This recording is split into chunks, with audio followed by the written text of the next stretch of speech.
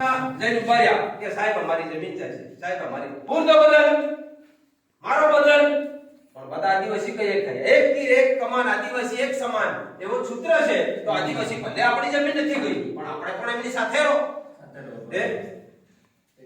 પછી બીજી વાત કરો કે નશા મુક્ત 1947 માં આપણો દેશ આઝાદ ને થયો એના પહેલા આપણા આદિવાસી દારૂ પીતા હતા, પાટકી ગાળતા હતા અને કઈ ધંધો નહીં આવડતો તો, કઈ કામ નહીં આવડતો તો.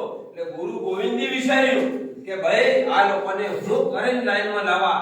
તો 1913 માં ગુરુ ગોવિંદજી માનગઢમાં સભા કરી અને 50,000 આદિવાસી ભેગા કર્યા કે તમે નશા મુક્ત થાઓ, શિક્ષણની તરફમાં વળો, તમે કંઈક જાણો, કંઈક નવું કરો. અને ત્યારે મુંજિયો બિલ સંતરામપુરનો, માનગઢનો માન્યો બિલ અને બાંસવાડાથી આવે ગુરુ ગોવિંદ અને બાંસવાડાનો પાંચિયો બિલ એમને મીટિંગ કરી. અને ત્યારે સંતરામપુરના રાજાએ અમદાવાદના રાજાએ કીધું કે બિલોની મીટિંગ હોય છે અને ત્યાં આપણા સરકારનું, અંગ્રેજ સરકારનું પૂરું થઈ જાય છે.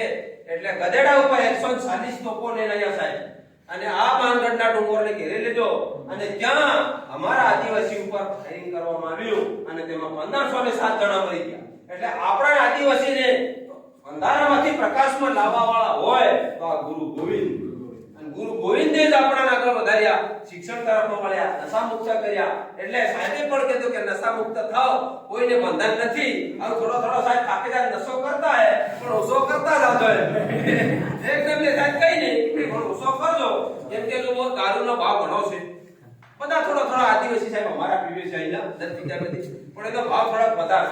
35 રૂપિયા ચટણી થેલી મળતી હોય તે 20 રૂપિયા પોટલી વાળા 6 રોટલી પી જાય કે 160 નો દારૂ પી જાય સાહેબ. તે કદાચ 1 કિલો દૂધ લાવે તો બધા ખવડાવતા હોય તો સારી વાત. હા એમ. એટલે એવું થાય છે થોડો થોડો થોડો ઓછો કરજો. આવું ડોહાન કહેતા નથી પણ સોરાનો ઓછો કરાવજો. બીજું કઈ કહેતા નથી, કોઈ આટલો કઈ વિમોસો ભારત માતા કી